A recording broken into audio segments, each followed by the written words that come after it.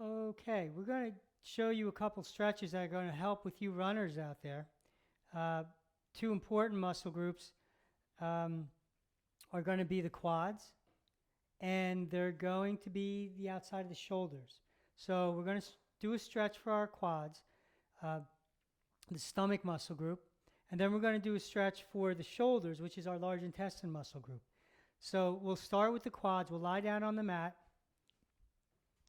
You can get a pillow for your head. And when you do your resistance stretching workout, because we're going to learn a new technique, we're going to resist the stretch. We're addressing the fascia. So, 3 sets of 8 to 10 reps, or you can do more, and you want to do it daily. So we're going to stretch our left thigh, okay? So we want to put the left foot out to the side and let the knee go out even further. So this will be the start position for this thigh that we're stretching. And I like to put my hands at my side to, balance my torso. And then take your other foot and bring it on the outside of the leg you're stretching's knee. So my right glute, you can see, is way off the mat, and that's fine. So this leg that we're stretching is going to go down to the floor, but we're going to have the outside of our ankle there. It's going to push out, and while it's pushing out, we're taking our helper foot and pushing it against its own resistance, and then relax and come back to the start. So I'm pushing my left leg out. I'm going to continue to push my left leg out, but I'm going to let my right foot win, resist, and then let the tension go and go back to the start. So press that foot out, resist, and let it go. And let's do a few more. Now, you might not feel anything in the quad that you're stretching. Matter of fact, you'll probably feel something in the leg that's helping, because that's contracting and the muscle's working really hard. Now, this muscle's working hard too, but the fascia's engaged, and we don't feel our fascia like we feel our muscles. So let's do a couple more. Resist. Now, I don't feel any, only at the end do I feel something in the quad, but it's happening right from the beginning. Resist, and relax, coming back. Breathing in and out through your nose. Okay, so let's let each leg go from side to side. And where I notice it is in the hip, how loose the hip is. Can you feel that?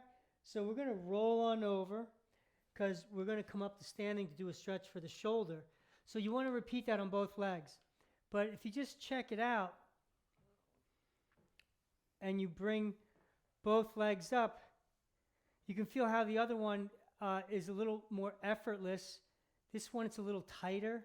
And the one we just stretched, it's moving a little easier, and it comes up a little higher. So checking out after you do a set, then you see what happened, and you can notice the difference. So the large intestine, it's a completing muscle group in the upper body for the quads in the lower body. We're going to stretch the shoulder and the outside of the arm. So I'm going to put my left arm at a right angle, and we're going to have my elbow moving backward, but I'm going to grab the elbow. So my elbow is resisting, and my helper hand is pulling against my elbow, and then I let it go. So go back to the start. Again, you want to keep like a neutral pelvis, your ribs in your body. Resist, and then relax on the way back. Breathing in and out through your nose. Let it go. You want to keep your torso quiet. The torso doesn't want to move side to side. It wants to stay put. Grab that elbow, resist, and let it go. Again, breathing in and out through your nose. You want to relax your hand and your wrist. Let it go. Yeah, okay, shake that out and see what you notice. You might feel the shoulders relaxed or dropped, or maybe it went back in space. I can feel all those things. So a great routine that we just showed you is do your legs, one leg, the other leg, then do one arm, the other arm, and and then go back to the legs, and then go back to the arms, and do 3 sets of 6, 8, 10, 12 or more reps, and then see how your running improves. So John, would you recommend that people do this before or after they run? Ideally, you do before and after, but usually time is the issue. And you can think about it 2 ways. If you do it before, you'll feel better during the run. If you do it after, you'll recover more quickly from the run. It's like you take the event out of your body. So you could try both. You could do it before your runs a few times, then you can do it after your runs a few times and see which one you like and which one fits better into your routine. If it were you, which would you do? I would do just like what I said. I would be excited to see how it changed my running, so I'd want to do it before. So the idea is that you do this resistance stretching, you change your fascia, and you have more access to your muscles, so you perform better. So you want to perform better. But then you're using more of your muscles, so then the recovery might be a little longer. It will actually be shorter. But you'll maybe be more sore because more of your muscles will participate in the event. So you can do it before and after, and maybe just do it before a couple times and then after. You really got to feel it in your own body and see what you want to do and how you want to incorporate this into your exercise routine, like your running routine. Okay, and can you just briefly explain to us the completing relationship so that people understand why it's valuable to stretch the quads and the deltoids, the top of the shoulder, kind of together? Well, the fascia is connected throughout the whole body, so all muscles will affect other muscles. But in this particular instance, we have a stretch for the front, like the outside of the thigh here, and then the stretch in the upper body is on the front outside of the shoulder. So we call them completing, and so they give each other more room. So like if you change your large intestine up here, the quads will have more space to do their thing. If you're really into like seeing if there's a difference, stretch both your legs and only stretch one of your shoulders before you go for a run. And then see, what you notice. It might not be comfortable. You might feel the asymmetry.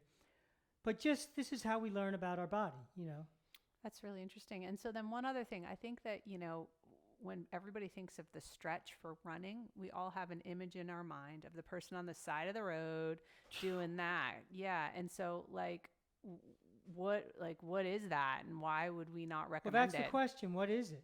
What is happening? What we're doing is we're starting with the muscle, which, whatever quad stretch we do, the stomach stretch we do, in the shortest possible position. We're resisting and we're taking through a range of motion while we resist. So we know we're changing the fascial tissue and improving the health of that so that the muscle can work better, and we feel what happened afterwards. The other stretches that are traditional, there's about a half a dozen that are very common out there. They've tested these over the years in different kinesiology programs and schools. And they've also tested what we're doing in the form of, like actively loaded eccentric movements. These movements we do strengthen your muscles, where the other ones are they tend to weaken the muscles a little bit.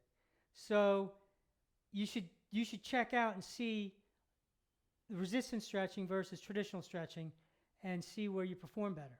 Yeah, I think that's really the important thing, because when you do a traditional end range stretch where you're, holding a muscle in its end range and kind of lengthening it further, it kind of gives an immediate feeling of tension relief. And I think that confuses people and they feel like they've become more flexible in that immediate moment. But if they really checked into how they performed when they did their activity after doing a traditional stretch versus a resistance stretch, they might really notice the difference. Yeah, checking in and, trying one stretch and doing your exercise and doing these resistance stretches. Because you want to feel better and you want to get stronger and you want to recover quick too. So let us know how you do with your running with these stretches. We also have 3 more blog posts that are related and talk about the quads.